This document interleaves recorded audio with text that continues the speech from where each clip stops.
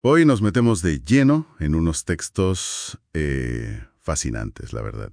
Son extractos que nos dibujan un poco la historia del pensamiento aquí en Occidente. Y la idea es esa, ¿no? Intentar sacar lo esencial, ver cómo hemos llegado a pensar como pensamos, sobre nosotros, sobre el mundo, desde los mitos hasta hoy. Exacto. Es un viaje que arranca con el asombro, con esas primeras grandes preguntas, porque antes de que la filosofía, digamos, se pusiera seria en Grecia, allá por el 600 antes de Cristo, lo que había eran mitos. Claro. Piensa, por ejemplo, en la mitología nórdica. Thor, su martillo, Mjolnir, ¿no? No eran solo historietas de superhéroes. No, claro. Explicaban cosas. El trueno, por qué llovía, la lucha contra el caos, los gigantes, daban como un orden, un sentido al mundo que les rodeaba. Y los griegos igual, con Zeus, Apolo, toda esa gente. Pero algo pasó, ¿no? Empezó a haber gente que no se conformaba ya con esas historias. Eso es, Genófanes, por ejemplo, que ya criticaba, decía que si los bueyes dibujaran dioses, pues los dibujarían como bueyes. Qué bueno. O sea que nos proyectamos. Totalmente. Y ahí está el cambio clave, pasar del mito al logos, de la explicación heredada, del cuento, a buscar razones, a buscar, bueno, una lógica basada en observar, en pensar, Querían saber por qué pasaban las cosas de verdad. las causas naturales. Y lo que movía todo eso era el asombro, esa sensación de perplejidad ante el mundo. Como cuando ves a un mago, no sé, sacar un conejo de la chistera y no puedes evitar preguntarte, ¿pero cómo lo ha hecho? Me gusta mucho esa imagen. Los filósofos serían un poco como niños, ¿no? Que nunca se acostumbran al mundo, que siguen flipando. Mientras la mayoría, pues, nos habituamos, ellos siguen ahí, preguntando. Y preguntando vas cosas gordas, además. ¿De dónde sale todo esto? ¿Hay alguien al mando? ¿Qué hay después? Y la gran pregunta, claro, ¿cómo hay que vivir? Preguntas enormes, claro, sin respuesta fácil en un libro. La filosofía es esa búsqueda, casi como una novela de detectivos. ¿Sabes? Cada uno va dejando pistas. Y por eso mola ver qué pensaron otros antes. Y ahí, en Atenas, Sócrates es como el personaje central. Sin duda. Sócrates. Curioso porque no escribió ni una línea. Nada, y sin embargo, lo cambió todo. ¿Qué tenía de especial? Pues que no daba sermones. Él conversaba, preguntaba y usaba la ironía, esa famosa ironía socrática. Para que te dieras cuenta de que no sabías tanto como pensabas, ¿no? Exacto. Su frase, solo sé que no sé nada, es que es el punto de partida perfecto. No es falsa modestia, ¿eh? Es reconocer que no sabes para poder empezar a buscar de verdad. Y se centró mucho en nosotros, en el ser humano.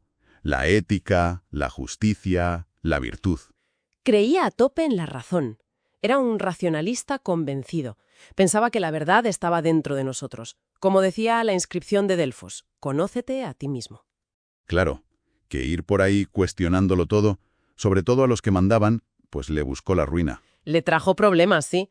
Lo acusaron de cosas graves, corromper a los jóvenes, no creer en los dioses de la ciudad. Y al final, la cicuta. Podría haber huido, pero no quiso. Fue coherente hasta el final. Y claro, su muerte marcó muchísimo a su discípulo estrella, a Platón. A Platón. Él sí que escribió, y mucho. Casi siempre con Sócrates de prota. Eso es. Y con Platón ya entramos en otro nivel. A él le comía la cabeza eso de qué cambia y qué no cambia. Si todo se mueve, ¿cómo podemos saber algo con seguridad? Y de ahí sale su teoría más famosa. La teoría de las ideas, exacto. Catón dice, a ver, lo que vemos con los ojos, el mundo sensible, es como un río. Cambia todo el rato. Son copias, imperfectas. Como hacer galletas con un molde, decías en el material. Eso. Cada galleta concreta, cada caballo que ves, cada acto que parece justo. Es temporal, imperfecto. Pero el molde, la idea de caballo, la idea de justicia, eso es perfecto, eterno, no cambia nunca. O sea, dos mundos. El de los sentidos, que es pura apariencia, y el de las ideas, al que solo llegamos pensando, con la razón. La famosa alegoría de la caverna va de eso, claro.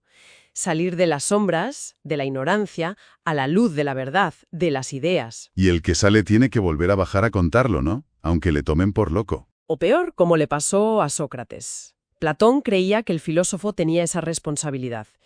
Y también pensaba que nuestra alma en realidad ya conocía esas ideas antes de nacer, que aprender es como recordar. Vaya. Pero entonces llega el alumno más listo de la clase, Aristóteles, y le dice, «Maestro, con todo respeto». Jaja, algo así. Aristóteles tenía los pies mucho más en el suelo. Admiraba a Platón, por supuesto, pero eso de duplicar el mundo con otro mundo de ideas por ahí flotando le parecía complicarse la vida. No le veía la necesidad. Para él, la forma, la esencia de las cosas, no está en otro sitio, está en la cosa misma. La idea de gallina está en cada gallina, es lo que hace que sea una gallina y no un perro. La forma y la materia van juntas, son inseparables. Entiendo. O sea, si Platón miraba para arriba, a las ideas, Aristóteles miraba a su alrededor, al mundo real, al que tocamos. Fue un observador increíble, un clasificador. Decía eso de nada hay en la mente que no haya estado antes en los sentidos. se puso a ordenar el mundo. Creó la lógica para pensar bien, clasificó animales, plantas, estudió cómo funcionan las ciudades, la ética, todo basado en la experiencia y la razón juntas. Nos definió como animal racional. Y su ética buscaba el equilibrio, el famoso término medio. Vaya tres. Sócrates, Platón, Aristóteles. Marcaron el camino.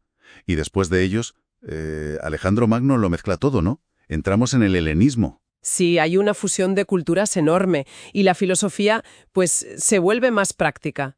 La gente buscaba cómo ser feliz, cómo encontrar paz en un mundo que de repente era enorme y muy cambiante. Y ahí surgen escuelas buscando eso, la serenidad. Los cínicos, por ejemplo, Diógenes, el del tonel, Sí. predicaban vivir con lo mínimo, pasar de las convenciones sociales. Famosa la anécdota con Alejandro Magno. Que le pidió que se apartara, que le tapaba el sol. ¡Qué grande! Tal cual. Y luego los epicúreos, que a veces se les entiende mal. Se piensa que solo buscaban el placer a lo loco. Buscaban el placer, sí, pero entendido como ausencia de dolor, tranquilidad, valoraban mucho la amistad, el saber, los placeres sencillos, no los excesos. Epicuro usaba la idea de los átomos de Demócrito para quitar el miedo a la muerte. ¿Cómo?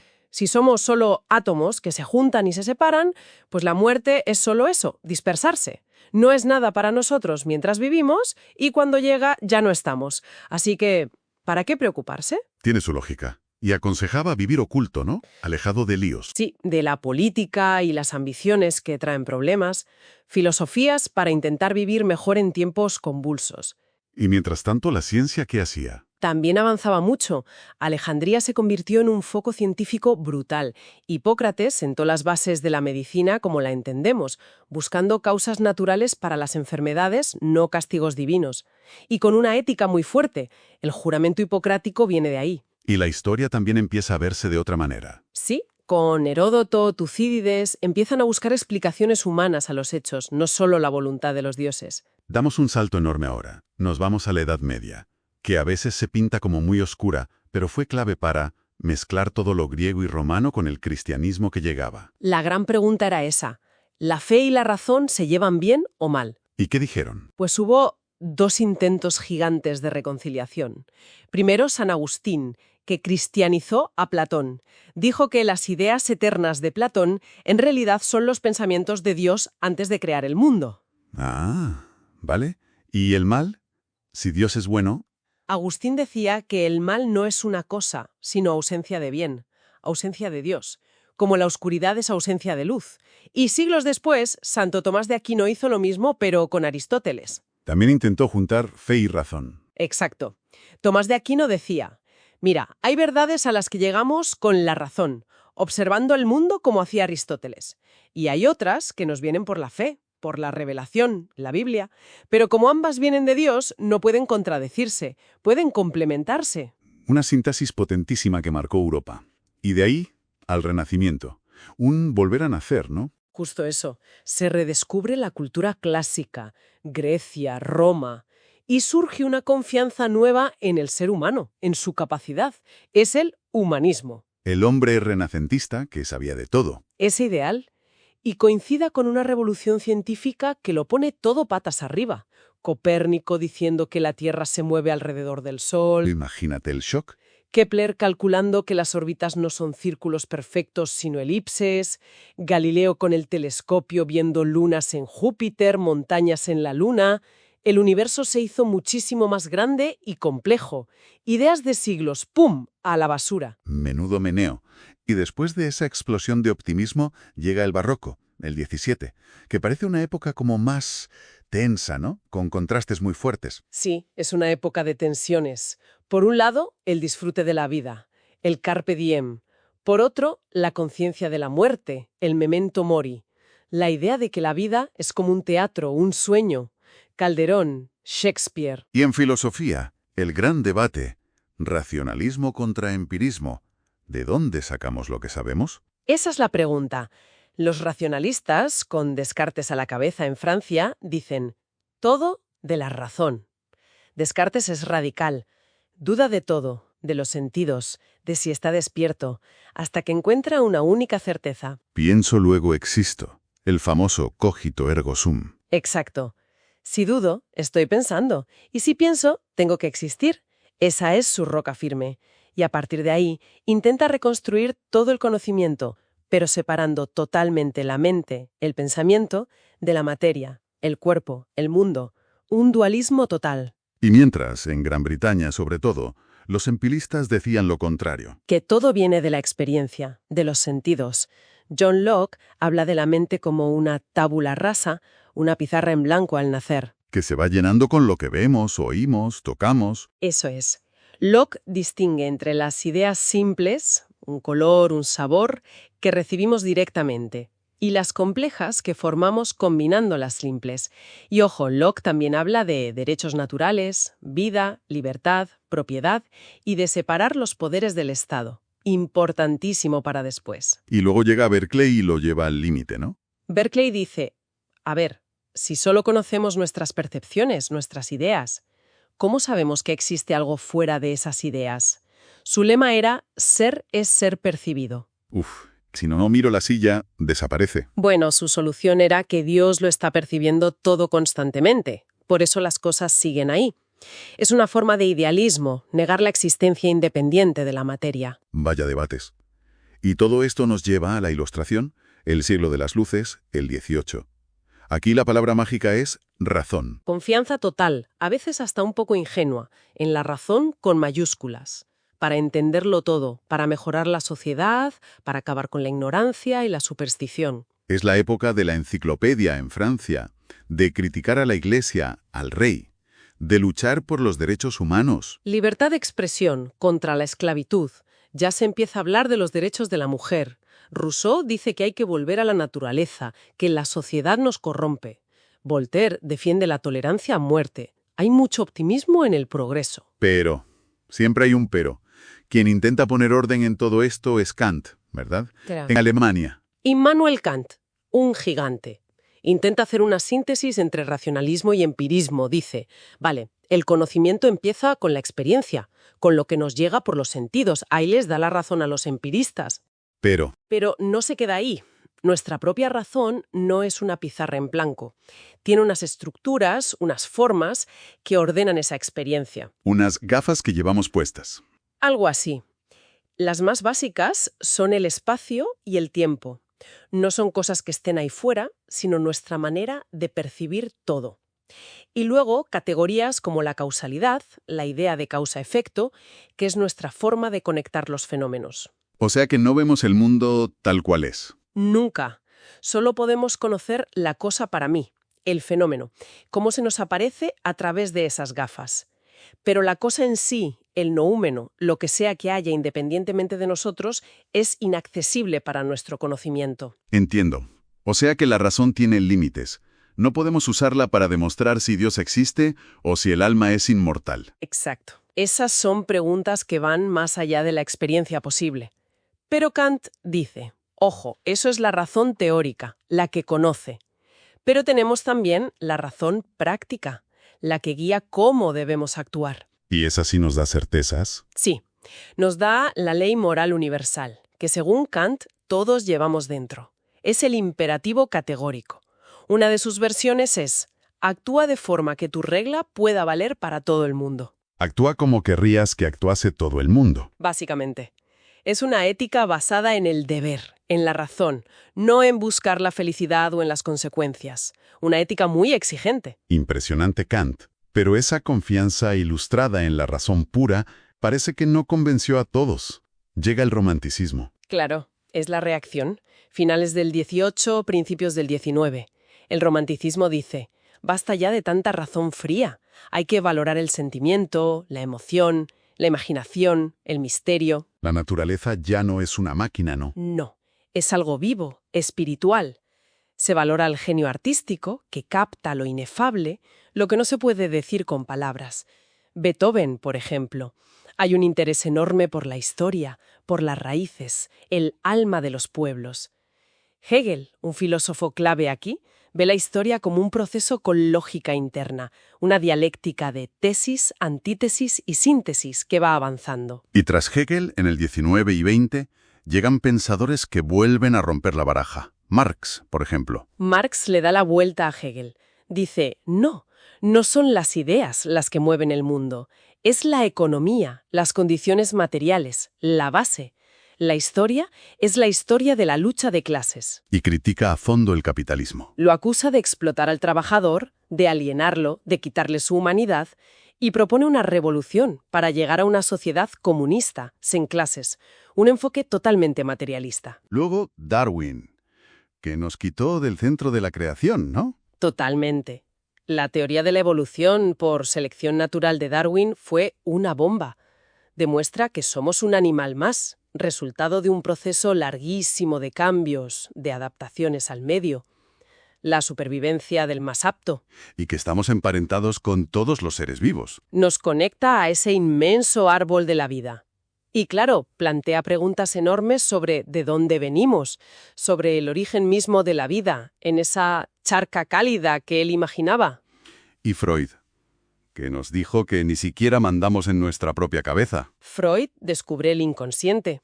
Dice que hay una parte enorme de nuestra mente, el ello, con deseos, impulsos reprimidos, que nos mueve sin que nos demos cuenta. Y eso sale en los sueños, en los lapsus. Exacto. Los sueños son el camino real al inconsciente.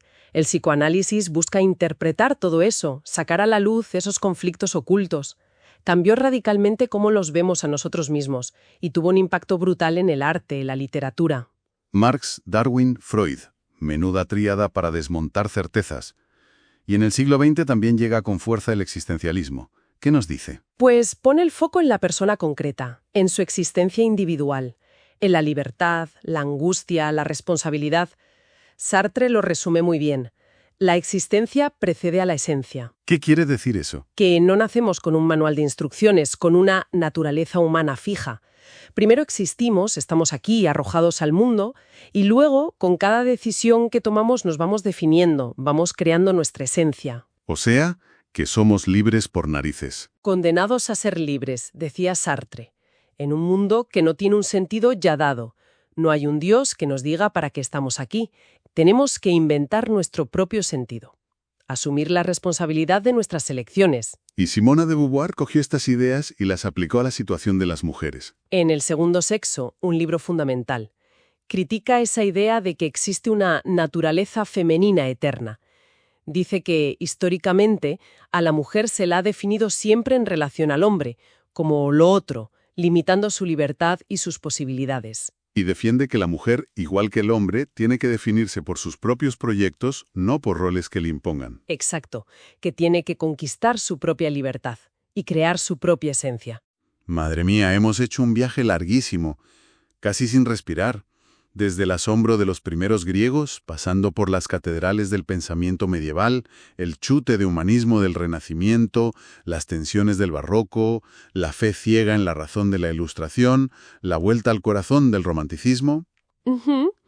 Las críticas bestiales de Marx, la revolución biológica de Darwin, el sótano oscuro de Freud, hasta llegar a esa libertad radical, a veces angustiosa, del existencialismo. Y todo eso, ahora, con la conciencia de ser una mota de polvo en un universo inmenso que nació de un Big Bang. Lo que queda claro, después de ver todo esto a través de las fuentes, es que la filosofía no es un libro de respuestas definitivas. Para nada. Es más bien una actividad, ¿no?